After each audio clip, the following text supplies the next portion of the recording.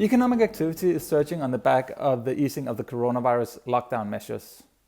The big question for us is whether the economic recovery will be sustainable once we get to the other side of this initial surge. We see 6 key risks to the economic recovery. These risks are: 1. A second wave of the coronavirus. 2. A flare-up in the tensions between US and China. 3. A wave of default across the US non-financial corporate sector. 4. The looming fiscal consolidation across the developed economies. 5. The scope for fiscal crisis in the emerging markets. And 6. The scope for another Eurozone crisis, which would be triggered by a surge in populism. Let's examine each of these 6 points. 1. A second wave of the coronavirus. It is pretty clear that the coronavirus is not going to go away. So, until we have a vaccine, we're going to have to live with it. We are probably going to be living in a world where we see sporadic outbreaks, and the political response to these sporadic outbreaks becomes key. The key question for us is, to what extent will we be able to go back to operating like economic agents and reopening our economies without triggering a wide-range, broad-based second lockdown? How far can we get with common sense social distancing? If we look across the world, there is some scope for optimism. We look to Korea and we look to Germany and we look to China. We have seen second wave outbreaks, but we have been able to manage these second wave outbreaks without triggering severe lockdowns. Of course, we will not be able to open every sector of the economy. In particular, services is going to be a drag and will not go back to operating at full capacity. Think about restaurants, hotels, etc. We think that if we can reopen our economies and we can avoid a second lockdown, we will be able to keep this recovery online. 2. A flare-up in US-China geopolitical tensions. The US presidential elections are looming, and it is pretty clear that both Democrats and Republicans are going to paint China as the ultimate villain. For years, the US has had the strategy of integrating China into the global economy in the hope that rising household incomes will put pressure on the Chinese political system to change into a democracy. Clearly, this is not happening. In addition, China is getting ahead in the tech race, and therefore China is a much more formidable challenge to the US than the Soviet Union ever was. Now, it is pretty clear to all of us that over the last couple of years, US-China uncertainty has been a headwind to growth. And as long as these geopolitical tensions remain, that will continue to be the case. It is our view, though, that the Phase 1 trade deal will remain on track, and that the tensions between US and China will take much more nature of a fight over values and of tech. With that, we believe that the US-China geopolitical relationship will not derail the economic recovery. 3. A wave of defaults across the US non-financial corporate sector.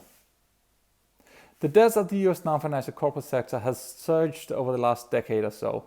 In part, this has been in response to cheap credit, low interest rates, tight credit spreads, and in part this has been about companies wanting to deliver onto shareholder expectations of earnings. We think that the concerns about a big wave of default across the US non-financial corporate sector is somewhat overblown. Our internal models puts the default rate for the US high yield sector in the 7 to 9% range. We should be able to cope with that without derailing the recovery. Of course, if we go through a second lockdown, all bets are off. No company can survive for a prolonged period of time without any revenues. 4. The fiscal consolidation in the developed market economies. To support economic activity as we've gone through the lockdowns, governments has allowed fiscal deficits to surge. We are not too concerned about the stock of debt, which has obviously grown to quite significant levels, and we're much more focused on the flow of the fiscal deficit and on the fiscal consolidation. We believe that developed market economies will be given the time to undertake the fiscal consolidation and rein in fiscal deficits in tandem with a pickup in private demand. As such, the fiscal consolidation of the developed market economies should not pose a problem to the recovery. It will be a headwind, but it will not derail the recovery. 5. A fiscal crisis in the emerging market economies. Well, we're not too concerned about the fiscal situation in the developed economies. We're much more concerned about the fiscal developments in the emerging markets. Emerging market economies generally have a weaker institutional infrastructure than developed economies. As a consequence, they're less able to shoulder large fiscal deficits. When fiscal deficits become too large, they tend to lead to a run on the currency, and in extreme scenarios, to an inability of the government to refinance its debts.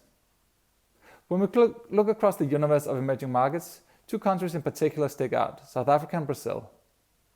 So when we look at South Africa, we see an external deficit, we see a very large fiscal deficit, and we see a very large stock of debt. So all this is combined with a political fragility in that South Africa has a distinct key man risk. Altogether, this leaves South Africa fragile and vulnerable to a fiscal crisis. The situation in Brazil is somewhat different, but Brazil also has a very large fiscal deficit and has a very large stock of debt. In addition, Brazil has a history of high inflation, which leaves the economy vulnerable to runs on the currency. Altogether, the non-China emerging markets account for a little less than 20% of global GDP. As such, a fiscal crisis in some of these economies is going to be a headwind to the global recovery, but it is probably not going to derail the global recovery.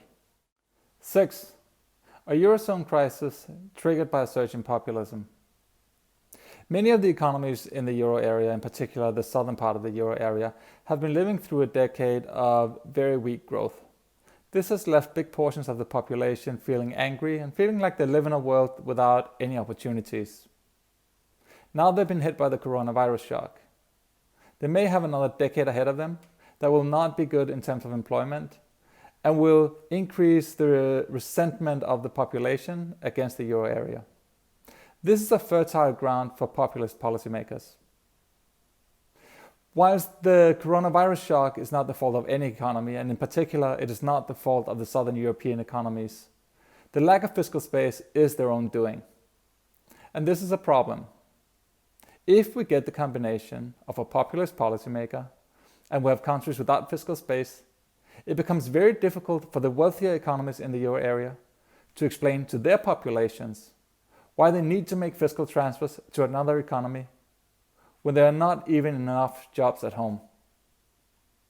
The Franco-German Recovery Fund is an attempt to preempt a surge in populism. Whilst the economic amounts in the Franco-German Recovery Fund are indeed meaningful, we see the much bigger value of this fund as political. The fund signals solidarity across the Eurozone. Wealthier countries are willing to help less fortunate countries in the euro area. Whether the recovery fund will turn out to be a success remains to be seen, and a lot depends on the terms and conditions that will be attached to the loans and grants distributed from the fund.